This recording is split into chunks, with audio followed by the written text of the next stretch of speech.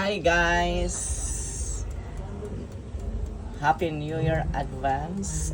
Nag-asal taon ka ng pabo, lechong turkey. Kaya ba mo ganyan akong traditional na handa. Every New Year kita siya. Mag-asal yun ko, usa lang ka pabo. Kaya medyo, para manggod na ako guys.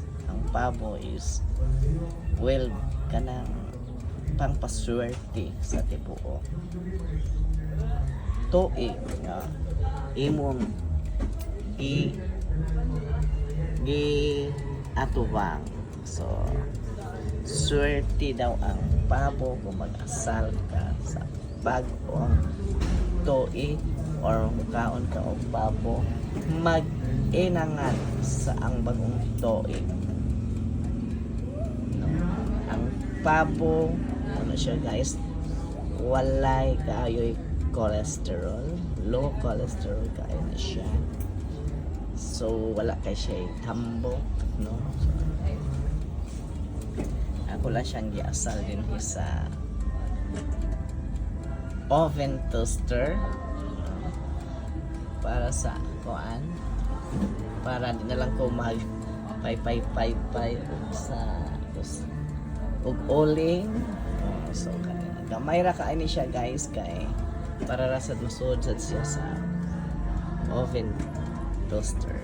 Dili na siya chicken guys ha, pabo gyud na siya guys, kay para sa gunato god bawal sa tamukaon chicken panahon sa New Year, kay tungod matud pas mga katigulangan kakha tuka daw ang chicken.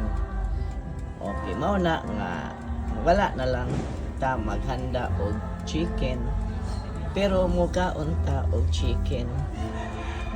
Pero sa pagsugat sa bagong tuig 2026, di good ko mo handa og chicken, kay matud pa nila usa sa kuno kakatuig mag gutom, abot kumao tinuod bagid na, or sasad kuno kakatuig nga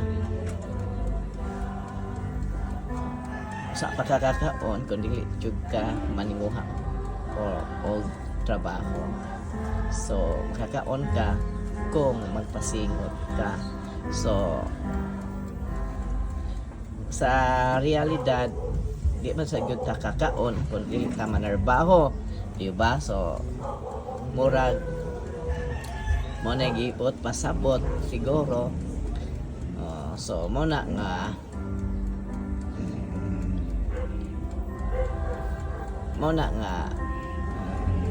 di kayo ko tighanda sa mga manok panahon sa bagong tuig.